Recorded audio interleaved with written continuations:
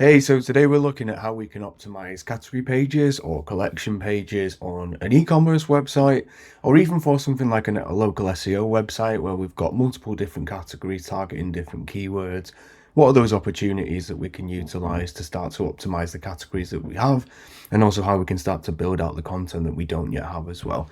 So let's start with looking at clear category gaps. So one of the best ways to do that is to use a tool like SEMrush. I've just got two random sites here, and we're just going to go and have a look at an export of a keyword gap. So we're going to look at the missing section, and all I've done there is exported that, and then we've just filtered by show me all of the pages that have collections. So then we can start to look at opportunities then of one, what's working for competition relating specifically to category pages, what's contextual for us to be ranking for as well. Are these categorized by commercial opportunities, transactional ones, informational type keywords, or does that relate to the product level?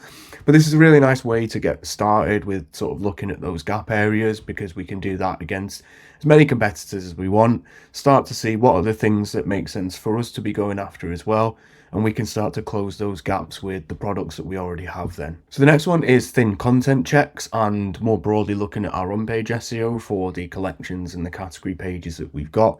And we also want to consider the opportunities that we have in terms of the other content on the site as well. So I'll get to that in a minute, but first of all, for the top level categories especially, are they optimized in a way that they should be from an SEO perspective? So chose a random site here, but I thought this was quite interesting because a lot of their categories do have quite good content. They've got it above the fold and then underneath the products as well. But something like a t-shirts top level category, ideally there should be some content here, and there should be some supporting content, maybe some FAQs here as well. And also, when we're talking about the on-page side, what have they got as a title tag, shop men's designer t-shirts, but then that isn't reflected in the H1 or any other sort of heading structures on the page. So there are some quite easy quick wins there, and we could also look to use Search Console data and keyword research data from tools like Ahrefs and SEMrush to inform those content additions. I think that's quite a quick win if any of your categories. One, if the content there doesn't necessarily reflect the target keyword that you're going after, or there's some sort of conflict between your metadata and the headings on the page, look at amending that. But also other opportunities to add new content or refresh the content that you've already got. Maybe, different things have changed throughout the seasons and you just need to update it to reflect new trends, or it simply just hasn't been touched in a while and you need to refresh that content just to make sure that you're covering all the keywords that you should be. So when we're talking about the on-page SEO side as well, I would throw internal links into that mix. So where I've put here with Content Hub opportunities, what we want to be considering is these category pages and these top level pages that we want to sort of have as a high importance and, really show to search engines that these are the primary pages that we're going after. Are they receiving internal links from anywhere other than the menu? So for example, I've used this site again, just done a Screaming Frog crawl. So we can have a look in the in link section, and really what we're looking for is anything that is, this is obviously the menu link, and pretty much, everything is just t-shirt menu links from other pages across the site. So a couple of things there. One, there's not really any considered content approach in terms of like there's a blog or an information hub. This is a really good opportunity there because it's not just the category pages that you can optimize from an internal linking perspective, but you can start to introduce new content to the site that could be informational. And again, you can contextually internally link to related primary pages or products across the site. So, great opportunities here because the only internal links to these pages are ones coming from the menu. So we can look to introduce a blog, look to introduce supporting content, supporting FAQs, and also start considering what are the content opportunities within other categories on the page outside of the menu. For example, if we're on like the men's trousers page and we mention shirts or designer shirts as part of that content, then again, great opportunity there to add an internal link, and you're internally linking from somewhere just outside of the menu. We also want to quickly look at Orphan URLs as well. So if there's any collections that are linked to in the sitemap that aren't being linked to on the site itself. So for example, here there's quite a specific Fred Perry overshirts subcategory type of page on here. That could have just been removed because like the product lines are down or whatever the issue could have been. But if it is something that they want to be going after, then if we're sort of looking at those category, subcategory opportunities, internal link structures across the site, having a look at Orphan URLs opportunities is a really good way to start to build out those internal links, because those pages are already indexed, they're already linked to in the sitemap. You just need to address that on the site itself if they are pages that you want to start targeting. So the next one here is on subcategory opportunities, and I think this deserves its own little section here because they are so important. Really, they allow you to go after searches that potentially have a higher sort of conversion intent, or the type of search that comes from subcategories is that little bit more specific. And they're also usually the type of things that competition could miss, or are more likely to miss than something like a top level category page. So you can also categorize your products within the subcategories based on existing product lines. So it's not like you'd have to introduce new products as well, which you absolutely could do, but chances are there's quite a lot of products that you already have that could also belong within the subcategory sections that you're looking to introduce. So what I'm going to show you here is, again, this site with the men's t-shirts category. They've got their filters, which, you know, anything past this point is blocked by the robots text file, which is absolutely how it should be. But for example here, so if we're looking at blue men's designer t-shirts, so we've got that blue filter. They've got quite a lot of products there, so they could look to introduce sort of color-based subcategories and open those up for indexing by building out specific pages for that, because they already have the products there. And when we look at something like House of Fraser, you know, they've got the men's category, then tops and t-shirts, and then blue. So this is a category in of itself. It's not just that blue filter that's been added, because obviously that's not then going to get indexed. But when we go to quick look in Ahrefs, you know, blue designer t-shirt, 100 searches a month, position 2. Men's blue t-shirts, light blue, royal blue, navy. There's all these different variants that you can start to rank for.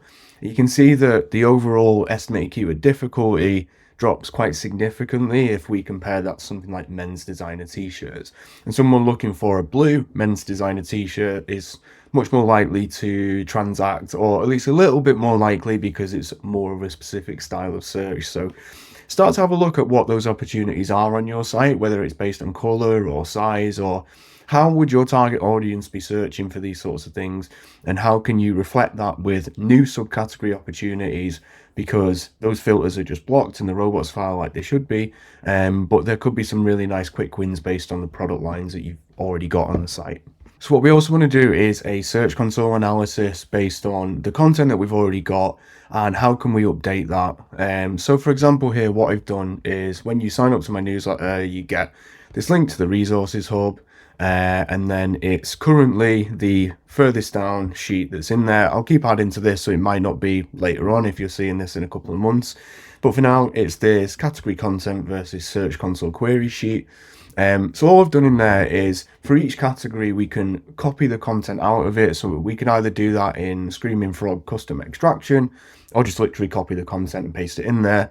And what's also being pasted is the queries that are showing within Search Console for that given collection page or that given category. So really what we want to check there is the query that's getting the highest amount of impressions, whether that's then matched by low clicks or high clicks, is that being mentioned within the category content on the site. So for example here, with like sofa clean in Manchester as a random example, and then that's obviously reflected within the category content on the site.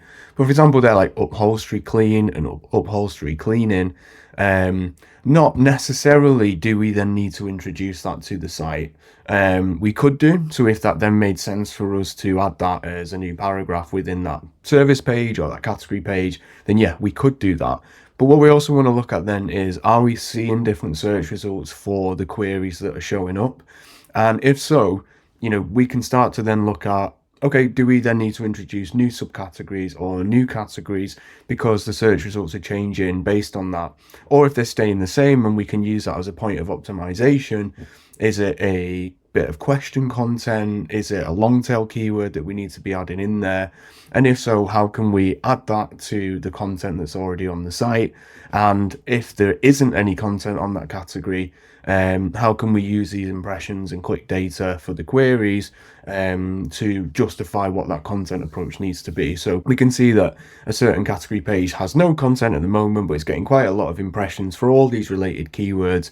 So that's a really logical place to start, because it's actually being shown somewhere in the search results. We just don't have the content to reflect that targeting at the moment. So we touched on orphan categories and internal links within the thin content checks part of this video, but I think it is really important just to reiterate that your internal links shouldn't just be from the menu side of things. That is obviously very important, but if different categories change or you're introducing subcategories, start to think how that can be reflected within the menu itself. So whether you need to introduce like a mega menu structure if you're starting to add different subcategories, but also when you are refreshing that category content, just consider the internal link opportunities, whether you're refreshing content, adding content to a category, and then also as you're building out that hub. I think for any e-commerce site, especially, having like an information hub that targets question-led searches or building out buyer's guides very naturally opens up opportunities for internal links to products and commercial pages on the site, that then, like I said before, is not just relying on those menu structures.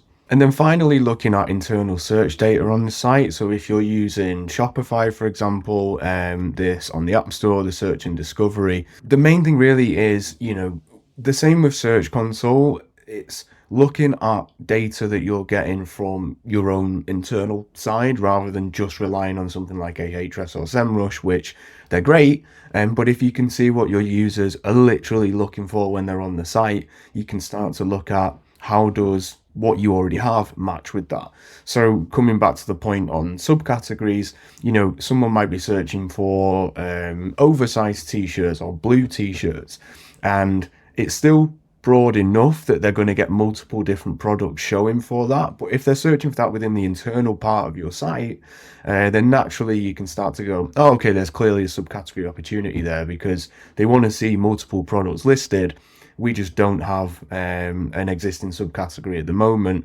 And then not only does it make it easier for people when they're already on the site, they can just navigate to that subcategory, but naturally there's those SEO opportunities there for targeting people that you otherwise wouldn't be, because they're getting blocked from the robots text file, which, like I say, they should be, but you can lose out on a lot of SEO opportunities from that. So yeah, I hope that helps when it comes to knowing where to start with optimizing those category pages and collections on the site. I think the main takeaway here really is around how it plays into your broader SEO strategy. So it's not necessarily just adding a ton of content to a page and leaving it. You've got to consider things like, do you have orphaned categories that need to be introduced back to the site? How are you using your internal links outside of the menu structures on your site? And then also, based on what users are already looking for on the site, or from that competition gap side, what are those a little bit more specific subcategory opportunities that you can start to introduce, so you can really target those specific searches, like I say, that you wouldn't already be doing because they're just blocked as part of a filter on the site. And yeah, if you want my resources hub, if you just go to the link in the description, I'll put a link there. But when you sign up to my newsletter, you get given this thanks for signing up and a link to the hub there. I'll be keeping adding to this over time, but for now there's a few different sheets in there. They relate to link building, category optimization, there's a content checklist, there's a journalist request link building ebook, all sorts of stuff, and I'll keep adding to that over time. If you've got any questions, by all means just drop me a comment and I'll get back to you. If I don't hear from you, I'll see you in the next video.